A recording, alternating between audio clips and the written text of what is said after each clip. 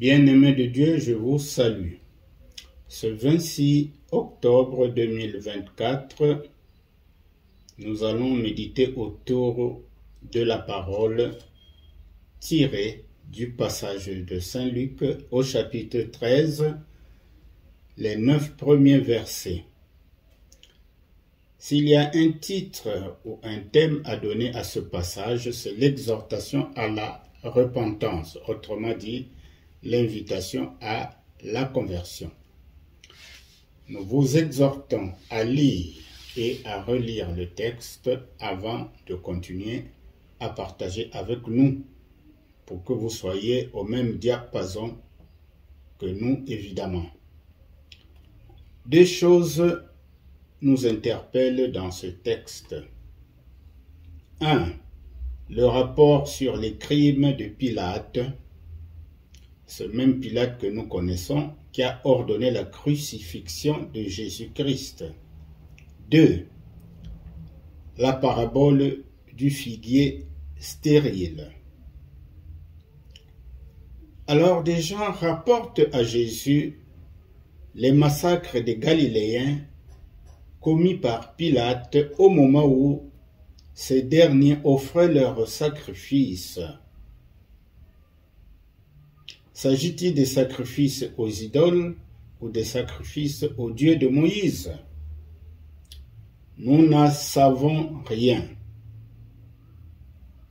Pour quelle intention ces gens viennent-ils faire le rapport à Jésus? Le texte de Luc est muet à ce sujet. Ce qui nous intéresse dans ce rapport, c'est qu'aux yeux des Juifs, tout grand malheur était vu comme un châtiment d'un grand péché. Nous le verrons dans Jean chapitre 9 au verset 2, lorsque les disciples interrogent Jésus après une guérison miraculeuse, est-ce que ce type-là, sa maladie était due à un péché? Alors, ici, dans le texte qui nous intéresse, lorsque les gens lui rapportent à Jésus les crimes commis par Pilate, Jésus ne donne pas un avis à ses interlocuteurs. Comme d'habitude, il ne répond pas directement. Plutôt, Jésus trouve là une occasion de délivrer un enseignement qui, sans nul doute, va surprendre son auditoire. Pour Jésus, est-ce que la victime de Pilate ou les victimes de Pilate sont-ils plus pécheurs que les autres? Donc ceux qui lui font le rapport, les Galiléens et même son auditoire et ses disciples y compris, certainement pas. C'est donc à tort qu'on a voulu conclure que cet incident est la conséquence du péché de ceux qui ont péri. Voilà ce que dit Jésus. Malheureusement, même pour nous aujourd'hui, enfants de Dieu, nous avons encore la même conception des choses. Quand un malheur atteint son prochain, l'on est prompt à l'attribuer à une culpabilité de la victime. Ce qui dans certains cas peut s'avérer juste, mais pas toujours. Soyons donc lents à juger et prompts à compatir au malheur des autres. Chaque fois qu'un malheur arrive à notre semblable, c'est normalement l'occasion pour nous de nous examiner. Peut-être qu'on n'a pas nous-mêmes une conduite aussi meilleure que celui qui subit le malheur. Notre attitude devait être de prier les uns pour les autres.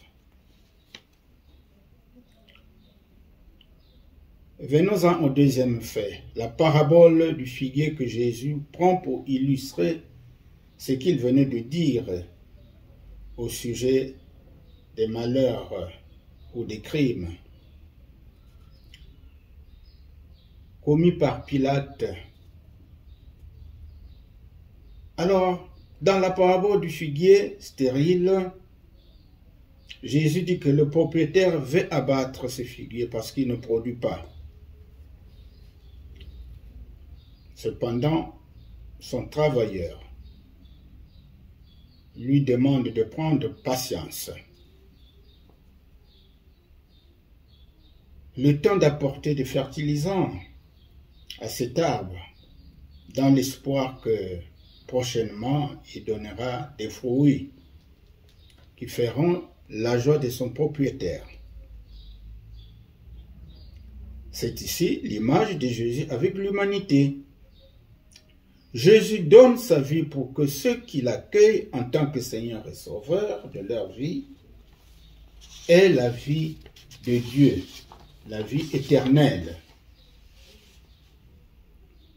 C'est pourquoi Dieu nous accorde un temps de grâce afin de nous repentir et de marcher en nouveauté de vie pour la vie de félicité auprès de Dieu.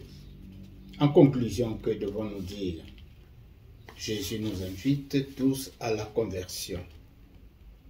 Même ceux qui sont convertis, chaque fois qu'il y a une chute, ils doivent se relever en confessant le péché pour renouer la communion avec le Seigneur. Voilà ce que doit être notre comportement du jour au jour.